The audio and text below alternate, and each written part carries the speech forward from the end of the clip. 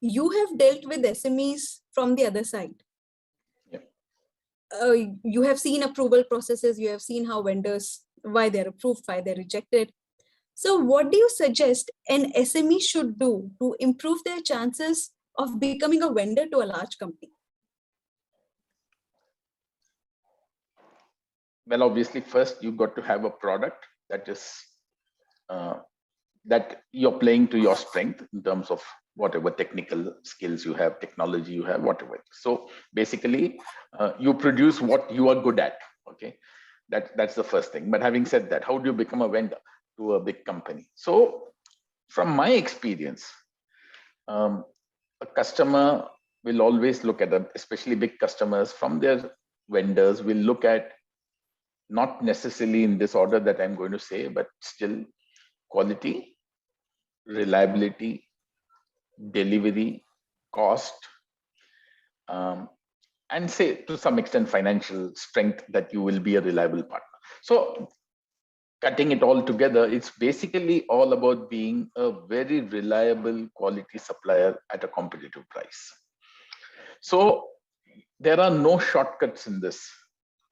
And this is a mistake that sometimes SMEs do, that in order to get the first order, they'll do a lot of things correct in their own plant. But having got the first order or having developed for some time, not keeping that reliability factor that is so important for you to be a reliable partner for your customer.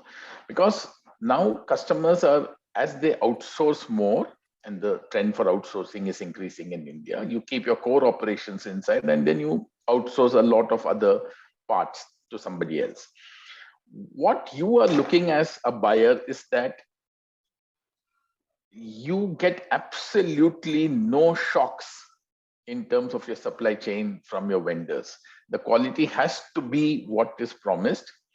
Reliability has to be there. That means you have promised that I will give you so much quantity on so and so date. You have to deliver on that day. There is no excuses for not delivering. And then if you have internally some problems in terms of reliability of your own production process, you got to overcome that, or you got to factor that in and carry enough stocks, safety stocks, to cushion the fact that you may have 1 or 2 days of say factory stoppage or any kind of production disturbances in your factory. You got to manage that by creating enough buffers to make sure that your customer doesn't suffer. So to me, a large OEM buying from a small SME, the first and most important thing is he will look at is he going to be a reliable long-term supplier? Because OEMs do spend a lot of time developing their suppliers. They don't want to put in that time and effort if you're not going to be a long-term supplier to him. And that long-term supplier relationship can be developed only when the customer has the trust in you that you will never let him down, that you will keep up your promises, that you will invest in systems and processes. See, when quality comes to the OEM, when you supply a product, that is fine. I mean, it's always 100% very good quality, let's assume. But then if that is coming by you doing a sorting of products at your end, which means your production process per se is not reliable enough, there's a lot of scrap that is being generated, but you make sure that all the scrap is sort of sorted out and you give only good products to your customer, that's not sustainable in the long run, because the customer will get a feeling that what if the 100% inspection fails and some bad products enter your premises, and then you will have bigger problems at your end. So your production process has to be very reliable. So these are all factors that a customer, especially a large customer, will do audits and sort of vet you before even onboarding you as a vendor. So to get into a large company, especially if you're producing a part that is say critical, or in terms of technically it requires a skill, it's a skilled product, it's not a commodity kind of product, or engineering wise, let's put it that way, it's critical.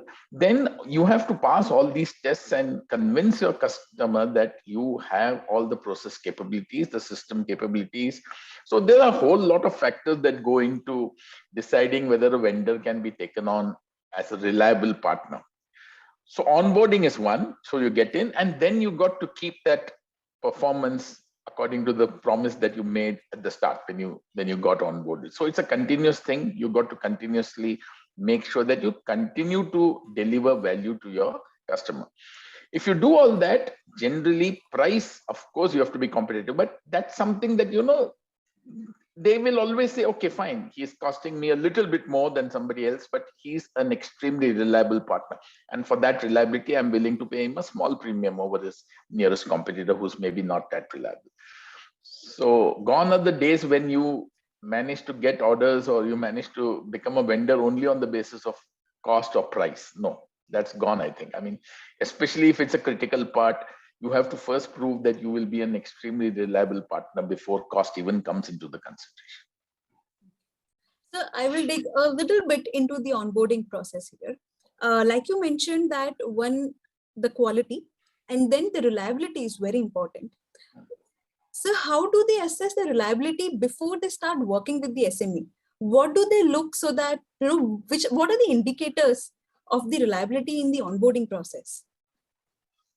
Well, in the onboarding process, maybe that the quality part will be definitely checked. The reliability will have to be proven over a period of time. So normally, if you are onboarded also, you will go through a reasonably long period of being one of the many suppliers for that part. You will never become a big share, let me put it that way, unless of course you have already proven capability, but then you will not be an SME. I mean, I'm not talking of a large vendor who can showcase that he's a reliable supplier to many others. As an SME also, you may be a reliable supplier to a few other, say, competing industries or even allied industries. So that will help in terms of they can see how are they rating you, but if you're a big OEM, you will probably say, okay, that's fine. It's like a CIBIL score that indicates that your credit rating is good, but I will test you myself. So you will start with small orders. Then once they develop some confidence in you, they will give you a bigger order and so on. So reliability has to be proven over a period of time. It cannot come from day one. But what I'm saying is it's extremely important. Then the other thing that we will generally do is to assess your financial strength. See, you may be reliable from a quality point of view, but if you're not financially strong, and supposing suddenly tomorrow the OEM says, oh, now my requirement is increased by 20%. So you also have to supply me 20% more, because generally they work on share of business. And if you don't have the financial strength to be able to deliver 20% more because you cannot ramp up immediately or you have working capital issues, etc., then you will have limited scope to play with that OEM, because he says, fine, I mean, he's too small over a period of time. I mean, he'll be a tail end supplier, but then if I have to consolidate my supplier base, he's not financially strong enough. So financial strength is equally important. So one of my advices to SMEs, and I've seen many SMEs make that mistake, is when they start off, after 3-4 years, they are doing reasonably well. Money starts to be taken out of the business and diverted to other purposes. People buy real estate, people do something else, etc., not connected with the business that you are in. You can do that provided your balance sheet has become strong enough for you to be able to do that. But otherwise, I would say plow back the profits in your business, especially if you want to be a growing SME, and show that your balance sheet has that financial strength for a customer to be able to rely on you as a reliable supplier. It's very important, because one of the things we always used to look at is how financially stable is that supplier. If his balance sheet is extremely weak, even though he may be a good supplier in terms of technology, in terms of machine capability, in terms of people, in terms of quality of product, etc., that nagging fear is always there, that will he be able to keep up with my growth, or will he have some financial problems and so sort of go down from one day to the other. If there are, then you may be a supplier, but you will not be one of the preferred suppliers. You will be okay. I'll buy something from him, but I can quickly switch over from him in case he fails or something like that. So if you want to be a reliable supplier, you have to show that you're financially stable at least.